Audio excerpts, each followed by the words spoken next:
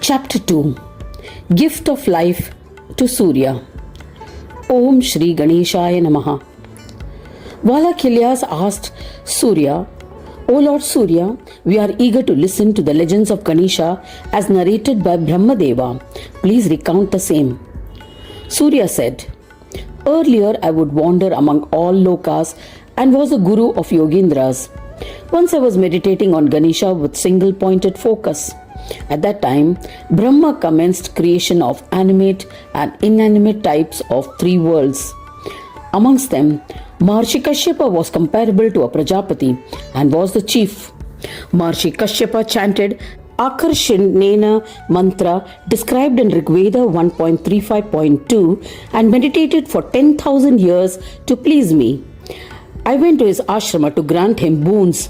On seeing me, he bowed to me and performed my puja with wholehearted devotion. Thereafter, Brahmin Kashyapa joined palms in reverence, bowed and with unwavering devotion sang praises to me as the bestower of boons. Kashyapa extolled, To the supporter of this universe, I bow to you. You are the form of the Atma to the Supreme Soul, Paramatma, to Surya, to the knower of Trikala, the past, present and future. I bow to you. Despite being devoid of differences and non-differences, you assume different forms. To the formless, to the eternal Lord, I bow to you again and again. To the immeasurable one, to the supporter of all karmas, to the one endowed with all karmas, to the one with three forms, to Bhanu, I bow to you. To the one steadfastly devoted to Brahma, to the innermost soul, Antaratma, to the immortal one, to Aryama, to Haridaswa, to Ravi, we bow to you repeatedly. To the one without beginning, middle and end, to the supporter of beginning, middle and end, I bow to you. To the one with infinite majesty, to the effulgent one, I bow to you repeatedly. To the Lord of the destitute, to the protector of the destitute, I bow to you. To the destroyer, I bow to you. To the protector of devotees, I bow to you.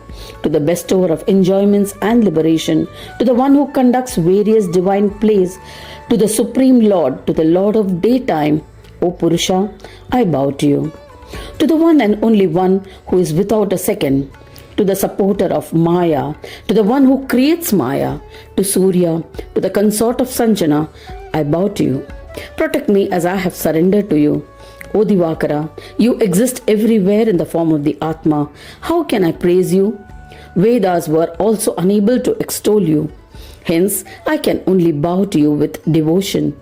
O Supreme Lord, grant me steadfast devotion at your holy lotus feet. O Divakara, grant me another boon that you will incarnate as my son. O Brahmins, when he extolled me with such joy and devotion, I was pleased with the ascetic. I said, O Mahamuni, I shall incarnate as your son in the form of 12 Adityas. I grant that your devotion to me will be steadfast. O eminent Brahmin, I shall fulfill whatever you desire. O Muni, the moment you remember me, I shall manifest before you instantly.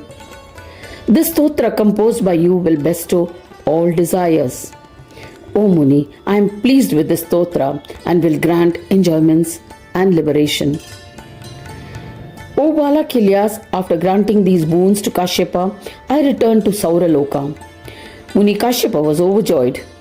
Kashyapa's wife Aditi also performed austere penance with devotion to propitiate me. O eminent Brahmins, I granted her wish, entered her womb through Kashyapa as her son. At an appropriate time, she gave birth to a son.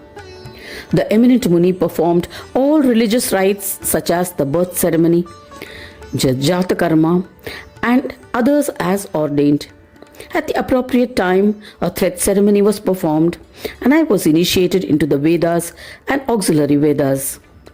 O Brahmins, Vishwakarma had commenced presence, penance, at the same time for being blessed with a boon that Sanjana, bestower of siddhis and karmas, be born as his daughter. She was pleased and granted the boon. She incarnated as his daughter. Vishwakarma wed her to me. Brahmadeva coronated me as a king of constellations, planets, and karmas. I was overjoyed. Since then, I have supported the animate and inanimate worlds. I bless them with timely rains and satisfy their needs. I am the supporter of karmas and bestower of rewards for karmas done. Vedas have mentioned that I am the innermost Atma of all beings in the world. After a considerable time, I became conceited. I believed that I supported the entire world without support of anyone else. O Brahmins, after becoming the son of Kashyapa, I had become the supporter of all karmas. Days, dates and muhurtas are times based on sunshine, sunrise and sunset. Karmas are based on time. Hence, Surya is a supporter of karmas. I completely forgot to worship Ganesha. Considerable time elapsed. Thereafter, I faced a grave calamity. Two Adityas, Mali and Sumali, observed intense penance for 1,000 heavenly years and pleased Shiva. They asked for an aeroplane whose luminosity was comparable to Surya. It was granted to them immediately. They sat in the aeroplane and conquered the entire animate and inanimate three worlds, O Maharshis. They established sovereignty over the three worlds. With passage of considerable time, both Daityas competed with me. They would travel in their aeroplane, whose luster was comparable to me. The luminosity of this aeroplane illuminated all the three worlds. As a result of such extraordinary actions of the Daityas, night time disappeared. When I was setting, the Daityas would fly their aeroplane and it would continue to be daytime. In this manner, those Daityas effectively rendered my luminosity meaningless with their luminous aeroplane. O Brahmins, I was extremely furious, yet I tolerated it, as I was aware that they had acquired their prowess by a boon. All 7 days, Daityas could continue their acts. All people were astonished. O Maharshis, as people could not differentiate between day and night, karmas were depleted. Earth was scorched from the heat of excessive radiance.